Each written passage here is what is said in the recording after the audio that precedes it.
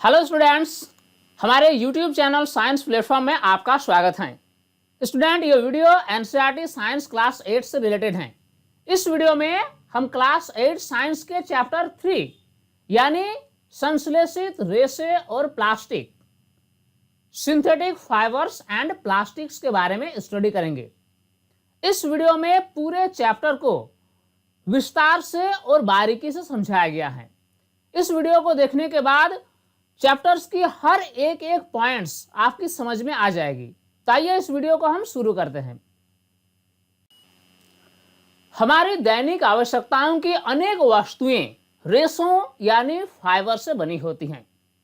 देखिए, हम जितने तरह के वस्तु का उपयोग करते हैं उसमें से बहुत से ऐसे वस्तुएं हैं जो रेशों से बनी होती हैं यानी फाइबर से बनी होती हैं। एग्जाम्पल के तौर पर हम देख सकते हैं कपड़े, जूट की थैलियां, रस्सी इत्यादि। वास्तव में रेशे बहुत ही महीन और लंबी संरचनाएं होती हैं। देखिए, हम रेशे को समझने की कोशिश करते हैं। एक कपड़े का उदाहरण लेते हैं। चूंकि ये कपड़े जो हैं ये पतले पतले धागों से बनी हुई रहती हैं और कोई एक धागा जो है वह बहुत ही छोटी छोटी और लंबी लंबी महीन संरचनाओं से बनी हुई रहती हैं। यानी अगर कहा जाए तो कपड़े जो हैं वह रेशों से बनी हुई रहती हैं। इसी प्रकार जूट की थैलियां हो या फिर रस्सी हो, ये सभी जितने भी पदार्थ हैं ये सभी रेशों से बनी हुई रहती हैं। अब आइए हम समझने की कोशिश करते हैं कि एक रेशे की रासायनिक संरचना कैसी होती है।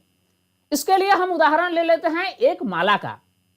तो जिस प्रकार एक माला में छोटी छोटी मोतियां आपस में एक दूसरे से जुड़कर एक लंबी संरचनाएं बनाती हैं, ठीक ऐसी ही स्थिति एक रेशे के साथ भी होती है।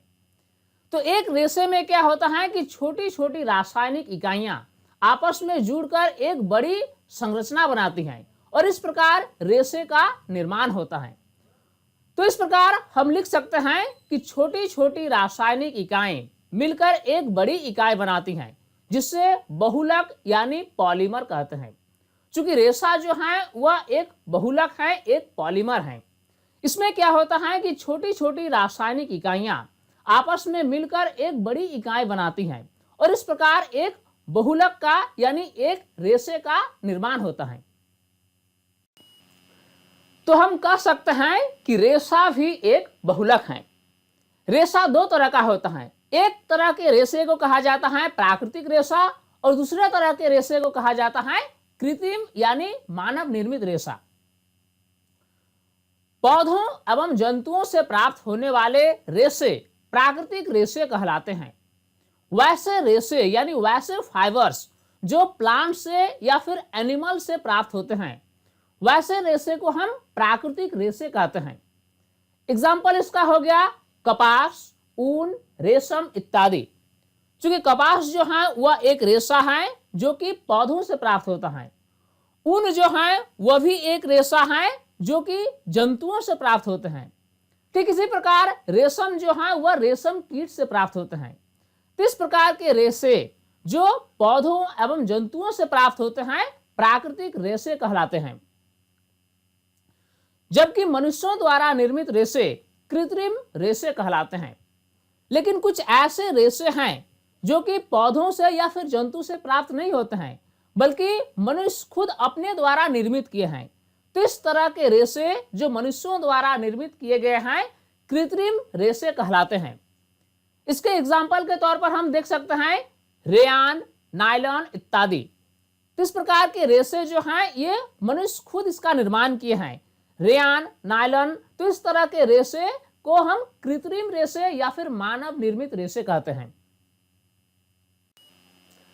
आगे बढ़ने से पहले एक पॉइंट हमें क्लियर कर लेना चाहिए कि जो कृत्रिम रेशा है उसे ही हम मानव निर्मित रेशा कहते हैं और उससे ही संश्लेषित रेशा भी कहते हैं। यानी कृत्रिम रेशा, मानव निर्मित रेशा और संश्लेषित रेशा, ये तीनों चीज एक ही हैं, अलग अलग नहीं है। अब आइए हम आगे देखते हैं संश्लेषित रेशों के प्रकार, यानी जो कृत्रिम रेशा है ये कितने प्रकार के हैं।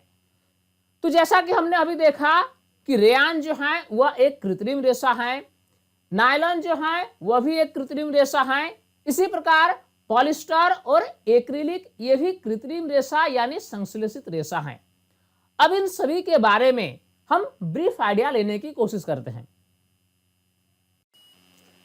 रेयान ये एक विशेष प्रकार के रेशे का नाम है। ये जो है ये एक संश्लेषित रेशा है, यानी इस रेशे का निर्माण मनुष्य ने खुद किया है। ऐसे रेशे पौधे या फिर जंतु द्वारा प्राप्त नहीं होते हैं। तो हम लिख सकते हैं रेयान एक संश्लेषित रेशा है। 19वीं शताब्दी के अंत में वैज्ञानिकों ने रेशम के समान गुणों वाली रेशे बनाने में सफलता पाई। तो चूंकि जैसा कि हम जानते हैं कि रेशम जो है वह एक प्राकृतिक रेशा है जो कि रेशम कीट द्वारा प्राप्त होता है। तो वैज्ञानिकों ने कोशिश क्या किया कि जिस तरह से रेशम एक रेशा है वैसे ही रेशा हम अपने प्रयोगशालाओं में बनाए, हम अपने इंडस्ट्री में बनाए। तो इस कोशिश में 19वीं शताब्दी के अंत में वैज्ञानिकों ने एक ऐसा रेशा तैयार करने में सफलता पाई जिसका गुण रेशम रेशे के जैसा ही था। यह रेशा रेयान अथवा कृत्रिम रेशम कहलाया। तो जो रेशा वैज्ञानिकों ने बनाया इस रेशे का नाम उन्होंने दिया रेयान। इससे हम कृत्रिम रेशम भी कहते हैं। कारण क्या है कि इसकी जो गुण है वह रेशम के जैसे ही है। प्राकृतिक रेशम का जैसा गुण है इस रेयान का गुण भी कुछ वैसा ही है, इसीलिए रेयान को हम कृत्रिम रेशम भी कहते हैं। यह पॉइंट काफी इंपॉर्टेंट है और इस पॉइंट से एग्जाम में अक्सर क्वेश्चन पूछा जा सकता है कि कृत्रिम रेशम किस रेशे को कहा जाता है। हो सकता है ऑप्शन आपके पास दे दे रेयान, नायलॉन, पॉलिस्टर। तो इसका सही जवाब क्या होगा? रेयान। रेयान को ही हम कृत्रिम रेशम भी कहते हैं। इस प्रकार का रेशा काष्ठलुगदी के रासायनिक उपचार से प्राप्त किया गया। इसे रेशम के समान ही बुना जा सकता है और यह सस्ता होता है। तो जैसा कि हम जानते हैं कि रेशम जो है वह एक महीन रेशा है और रेयान जो है ये एक संश्लेषित रेशा है। और ये रेयान जो है इसकी गुण रेशम रेशा का जैसा ही है, लेकिन ये काफी सस्ता होता है। अगर आप रेशम से बने कपड़े खरीदेंगे तो ये महंगा होगा आपके लिए, लेकिन रेयान से बने अगर कपड़े खरीदेंगे तो ये आपके लिए सस्ता होगा, क्योंकि ये जो है ये एक संश्लेषित रेशा है। अगला कृत्रिम रेशा है नायलॉन। नायलॉन एक अन्य मानव निर्मित रेशा है। तो जैसा कि नाम से स्पष्ट है कि यह शब्द हमने पहले भी सुना है। नायलॉन जो है ये एक मानव निर्मित रेशा का नाम है। इससे 1931 में कोयले, जल और वायु से निर्मित किया गया। यह प्रथम पूर्ण रूप से संश्लेषित रेशा था। नायलॉन रेशा प्रबल, प्रत्यास्थ और हल्का होता है। नायलॉन रेशा की सबसे बड़ी जो खासियत है वह यह है कि यह चमकीला और धुलने में सुगम होता है। और जब यह रेशा चमकीला और धुलने में सुगम है तो इस रेशे का उपयोग कपड़े के निर्माण में बहुत अधिक हुआ। तो हम लिख सकते हैं कि अतः कपड़ों के निर्माण हेतु यह बहुत प्रचलित हुआ। हम नायलॉन से निर्मित कई वस्तुओं को प्रयोग में लाते हैं, जैसे रस्सी, दांत साफ करने का ब्रश, कारों की सीट, थैला, पर्दा इत्यादि। नायलॉन जो है ये हमारे दैनिक जीवन में एक बहुत ही महत्वपूर्ण रेशा है, क्योंकि हम ऐसे अनेक वस्तुओं का उपयोग करते हैं जो कि नायलॉन से बने होते हैं। इसमें कुछ एग्जाम्पल के तौर पर हम देख सकते हैं कि रस्सी, दांत साफ करने का ब्रश, कारों की सीट, थैला, पर्दा इत्यादि हो सकता है। नायलॉन रेशा इतना प्रबल है कि इससे पैराशूट और चट्टानों पर चढ़ने हेतु रस्सों के निर्माण में उपयोग किया जाता है। देखिए नायलॉन रेशा जो है ये काफी मजबूत होता है। ये इतना मजबूत होता है कि इससे पैराशूट और चट्टानों पर चढ़ने हेतु रस्सी के निर्माण में इसका उपयोग किया जाता है। एक नायलॉन का तार इस्पात के तार से अधिक प्रबल होता है। एक नायलॉन रेशा जो है ये इतना मजबूत होता है, ये इसी बात से समझ में आता है कि नायलॉन का एक तार इस्पात के एक तार से अधिक प्रबल होता है। संश्लेषित रेशों का अगला प्रकार है पॉलिस्टर और एक्रिलिक। पॉलिस्टर एक अन्य संश्लेषित रेशा है।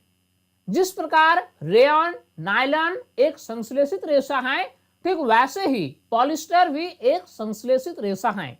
यानी ये जो है ये एक मानव निर्मित रेशा है। वस्त्रों के निर्माण में इसका पर्याप्त उपयोग होता है। पॉलिस्टर का विशेष रूप से जो उपयोग होता है वह वस्त्र निर्माण में होता है। लोगों को अक्सर पॉलिस्टर कपड़ों में देखा जा सकता है। पॉलिस्टर इतना फेमस हो चुका है कि अक्सर लोगों को पॉलिस्टर कपड़ों में देखा जा सकता है। टेरिलिन एक लोकप्रिय पॉलिस्टर है।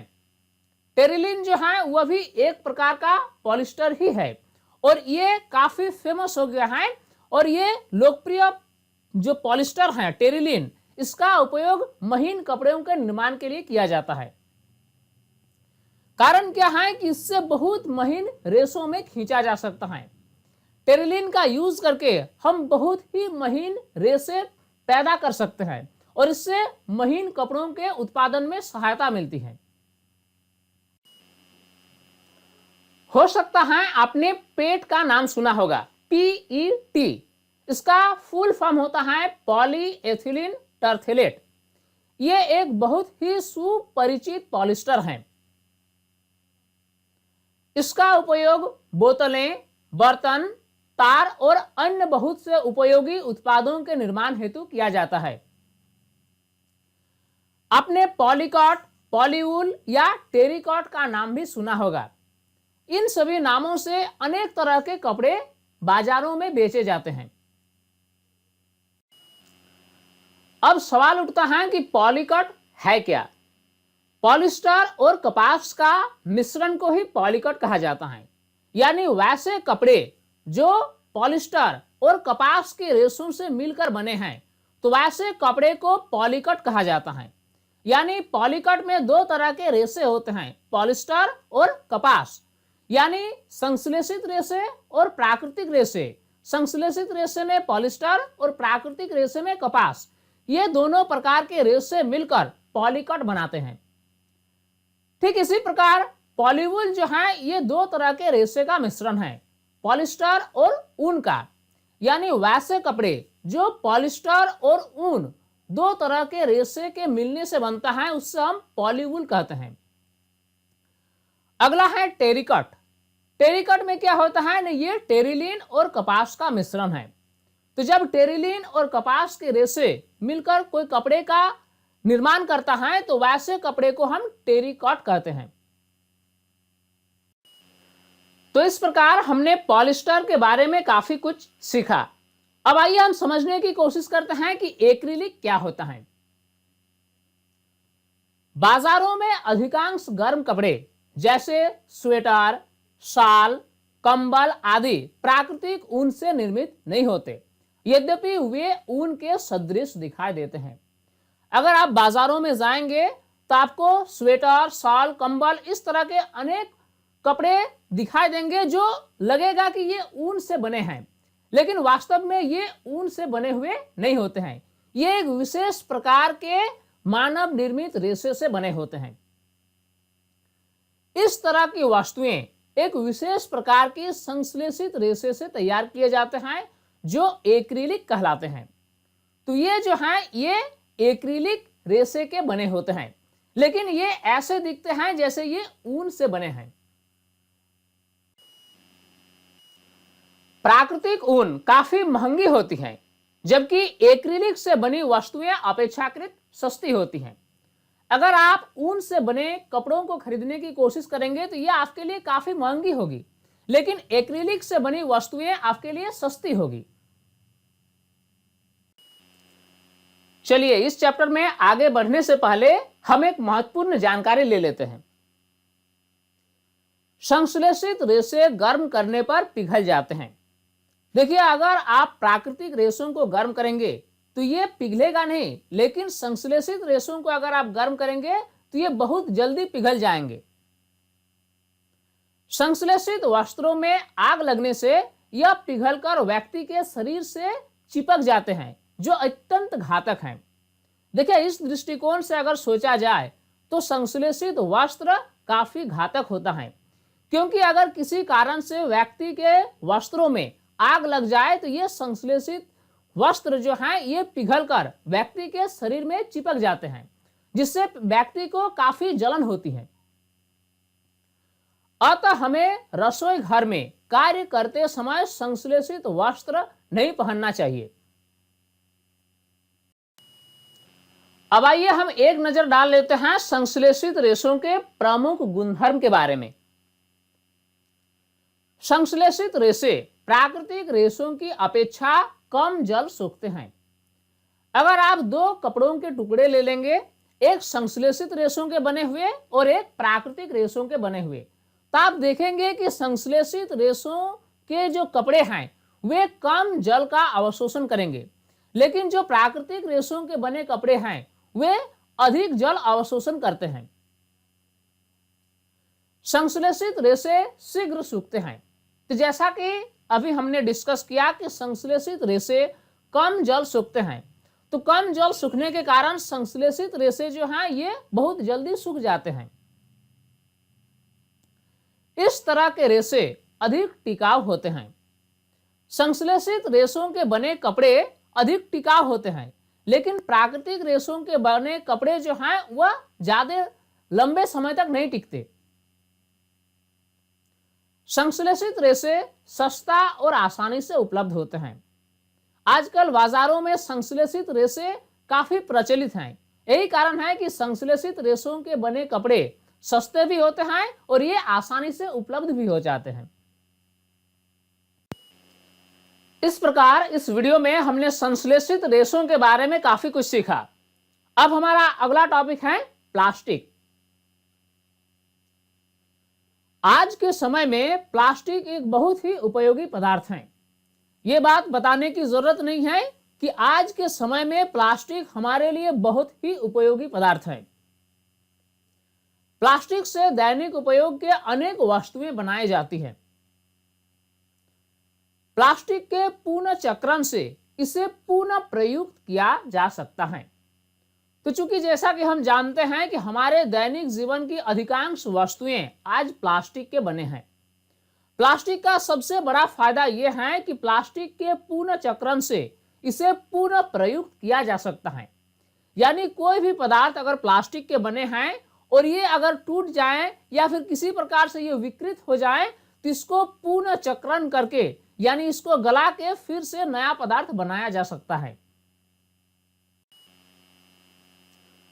कुछ प्लास्टिक ऐसे होते हैं जिससे गर्म करने पर आसानी से विकृत हो जाता है और सफलतापूर्वक मुड़ जाता है। देखिए, हमने बहुत तरह के प्लास्टिक देखे हैं, लेकिन उनमें से कुछ ऐसे प्लास्टिक्स होते हैं जो गर्म करने पर आसानी से विकृत हो जाता है और ये आसानी से मुड़ भी सकता है। इस तरह के प्लास्टिक थर्मोप्लास्टिक कहलाता है। यानी वह प्लास्टिक जिससे गर्म करने पर वह आसानी से विकृत हो जाता है और मुड़ जाता है, तो वैसे प्लास्टिक को हम थर्मोप्लास्टिक कहते हैं। पॉलीथीन और पीवीसी यानी पॉलीविनाइल क्लोराइड थर्मोप्लास्टिक के कुछ उदाहरण हैं। यहां पर देखिए, थर्मोप्लास्टिक के दो उदाहरण दिया गया है। पहला तो है पॉलीथीन और दूसरा है पीवीसी। पीवीसी का पूरा नाम है पॉलीविनाइल क्लोराइड। ये दोनों उदाहरण जो हैं ये थर्मोप्लास्टिक के उदाहरण हैं। पीवीसी यानी पॉलीविनाइल क्लोराइड का उपयोग खिलौने, कंघियां और पात्रों के निर्माण में किया जाता है। कुछ प्लास्टिक ऐसे हैं जिन्हें एक बार सांचे में ढाल दिया जाए तो इन्हें उष्मा देकर नर्म नहीं किया जा सकता। तो चूंकि अभी हमने थर्मोप्लास्टिक के बारे में डिस्कशन किया, इसमें हमने ये देखा कि कुछ ऐसे प्लास्टिक होते हैं जिससे गर्म करके उसको नर्म किया जा सकता है, लेकिन इसके अलावा कुछ ऐसे प्लास्टिक भी हैं जिससे अगर एक बार सांचे में ढाल दिया जाए तो इससे उष्मा देकर पुनः नर्म नहीं किया जा सकता है। ये प्लास्टिक थर्मोसेटिंग प्लास्टिक कहलाते हैं। यानी वैसे प्लास्टिक जिससे गर्म करके हम उससे नरम नहीं कर सकते हैं, नरम नहीं कर सकते हैं, वैसे प्लास्टिक को थर्मोसेटिंग प्लास्टिक कहते हैं। अब आइए देखते हैं थर्मोसेटिंग प्लास्टिक के कुछ उदाहरण। थर्मोसेटिंग प्लास्टिक के प्रमुख उदाहरण हैं बेकेलाइट और मेलामाइन। तो इस प्रकार हमने दो तरह के प्लास्टिक के बारे में चर्चा किया। पहला है थर्मोप्लास्टिक और दूसरा है थर्मोसेटिंग प्लास्टिक। थर्मोप्लास्टिक वैसे प्लास्टिक हैं जिससे गर्म करके उससे आसानी से नरम किया जा सकता है, लेकिन थर्मोसेटिंग प्लास्टिक वैसे प्लास्टिक हैं जिससे गर्म करके आसानी से उससे नरम नहीं किया जा सकता है। तो इस प्रकार थर्मोसेटिंग प्लास्टिक के दो उदाहरण हमने देखा। पहला है बेकेलाइट और दूसरा है मेलामाइन। बेकेलाइट ऊष्मा और विद्युत का कुचालक है। यह बिजली के स्विच, विभिन्न बर्तनों के हत्थे आदि बनाने में काम आता है। तो चूंकि बेकेलाइट जो है ये एक थर्मोसेटिंग प्लास्टिक है और ये ऊष्मा और विद्युत का कुचालक है, और ऊष्मा और विद्युत के कुचालक होने के कारण इसका उपयोग बिजली के स्विच बनाने में या फिर बर्तनों के हत्थे बनाने के काम आता है। इसी प्रकार मेलामाइन आग का प्रतिरोधक है तथा अन्य प्लास्टिक की अपेक्षा ऊष्मा को सहने की अधिक क्षमता रखता है। चूंकि मेलामाइन जो है वह एक ऐसा प्लास्टिक है जो आग का प्रतिरोधक है, और इस प्लास्टिक की एक खासियत यह है कि ये ऊष्मा की अधिक मात्रा को सहन कर सकता है। यही कारण है कि इसका उपयोग फर्श की टाइलें, रसोई के बर्तन आदि बनाने में किया जाता है। अब आइए एक नजर हम डालते हैं प्लास्टिक के कुछ प्रमुख उपयोग पर। खाद्य सामग्रियों के संचयन हेतु प्लास्टिक पात्र सबसे सुविधाजनक होते हैं। जैसा कि हम देखते हैं कि अधिकतर खाद्य सामग्रियों के भंडारण के लिए, उसके संचयन के लिए प्लास्टिक पात्र का उपयोग किया जाता है। यह काफी सुविधाजनक होता है। अगला उपयोग यह है कि हल्के होने के कारण प्लास्टिक का उपयोग कारों, वायुयानों और अंतरिक्ष यानों में भी होता है। दैनिक आवश्यकताओं की अनेक वस्तुएं जैसे चप्पल, फर्नीचर और सजावट की वस्तुएं प्लास्टिक की बनी होती हैं।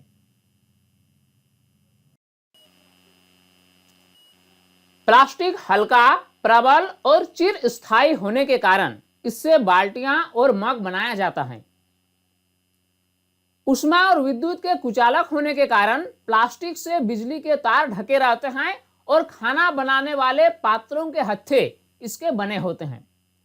प्लास्टिक की यह खासियत है कि ये ऊष्मा और विद्युत के कुचालक होते हैं, और इसी गुण के कारण बिजली के तार प्लास्टिक से ढके रहते हैं, और साथ ही साथ खाना बनाने वाले जो पात्र होते हैं उसके हत्थे प्लास्टिक के बने रहते हैं ताकि हाथों में चोट न लगे।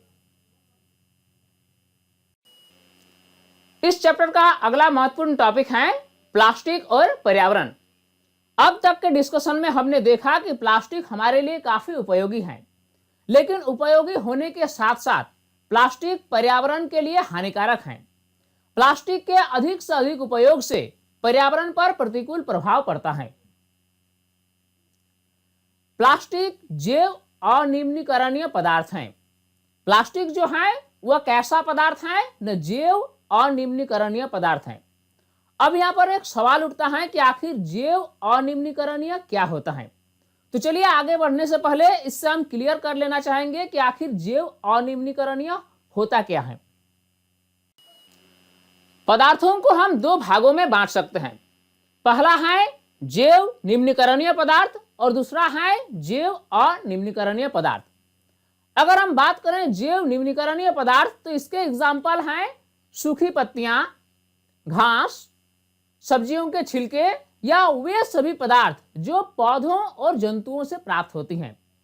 इस तरह की पदार्थ की खासियत यह है कि इस तरह के पदार्थ सड़ सकते हैं, गल सकते हैं और सरल पदार्थों में परिवर्तित हो सकते हैं। यानी जितने भी तरह के पदार्थ जो पौधों और जंतुओं से प्राप्त होते हैं वे कवक और सूक्ष्मजीवों के द्वारा आसानी से विघटित होकर सरल पदार्थों में परिवर्तित हो सकते हैं।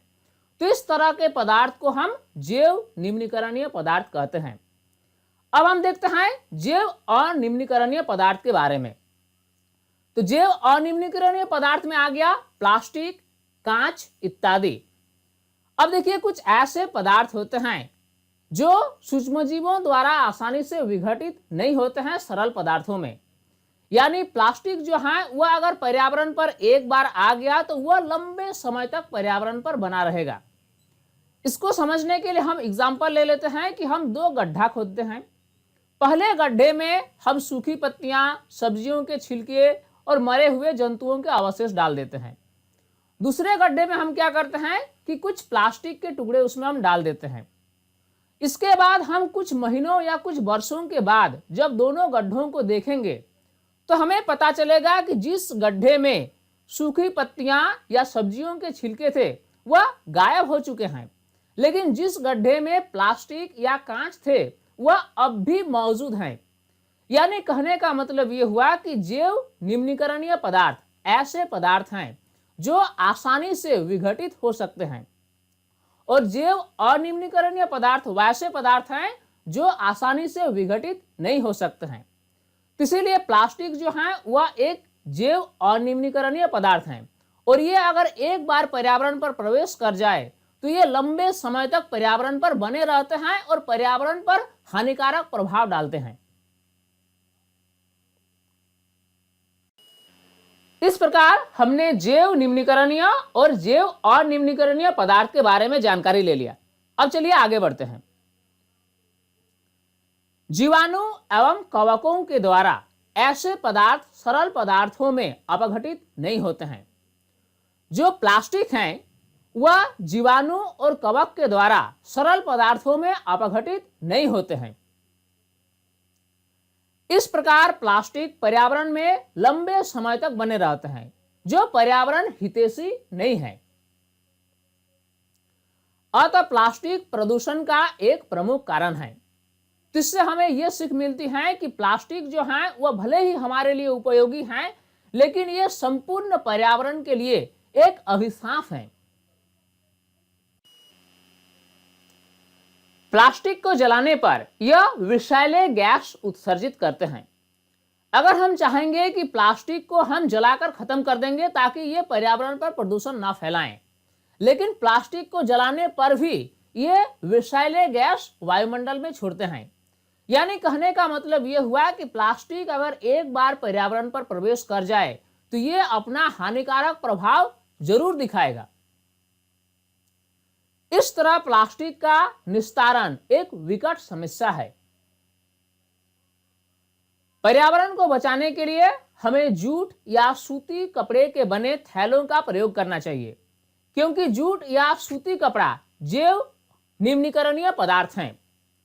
इसीलिए पर्यावरण को बचाने के लिए हमें प्लास्टिक का उपयोग कम से कम करना चाहिए, और हमें सूती कपड़े या फिर जूट के थैलों का उपयोग ज्यादा से ज्यादा करना चाहिए, क्योंकि जूट और सूती कपड़ा जो है ये जैव निम्नीकरणीय पदार्थ हैं।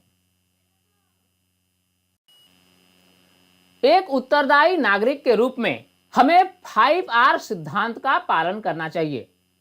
पहला R का मतलब है रिड्यूस, यानी कम करना। तो हमें कोशिश करनी चाहिए कि प्लास्टिक का उपयोग कम से कम हम करें, ताकि पर्यावरण पर अधिक मात्रा में प्लास्टिक न आए और पर्यावरण को बचाया जा सके। अगला R का मतलब है रीयूज, यानी पुनः उपयोग करना। इसका मतलब यह हुआ कि अगर एक बार कोई प्लास्टिक हम उपयोग कर लेते हैं तो उसी प्लास्टिक को हमें बार बार उपयोग करना चाहिए। हमें हर बार नई नई प्लास्टिक का उपयोग नहीं करना चाहिए, क्योंकि अगर हम हर बार नई नई प्लास्टिक का उपयोग करेंगे तो पर्यावरण पर प्लास्टिक की मात्रा बढ़ती जाएगी। इसीलिए पुनः उपयोग करना यानी रीयूज। अगला R का मतलब है रिसाइकल, यानी पुनः चक्रण करना। बेकार पड़े प्लास्टिक का पुनः चक्रण करना चाहिए, क्योंकि अगर हम इसी प्लास्टिक का पुनः चक्रण करेंगे तो हमें नया प्लास्टिक बनाना नहीं पड़ेगा, और इसी पुराने या खराब प्लास्टिक का अगर हम पुनः चक्रण करेंगे यानी इसको गलाकर फिर से नया प्लास्टिक बनाएंगे तो तो इसमें क्या होगा कि पर्यावरण पर प्लास्टिक अत्यधिक मात्रा में नहीं आएगा। तो इस प्रकार हम पर्यावरण को बचा सकते हैं। अगला आर का मतलब है रिपेयर यानी मरम्मत करना।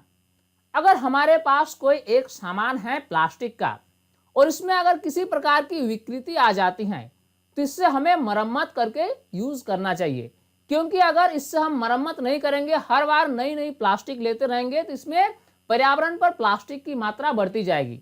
इसीलिए रिपेयर सिद्धांत को भी हमें अपनाना चाहिए। और अंतिम आर का मतलब है रिफ्यूज यानी उपयोग न करना।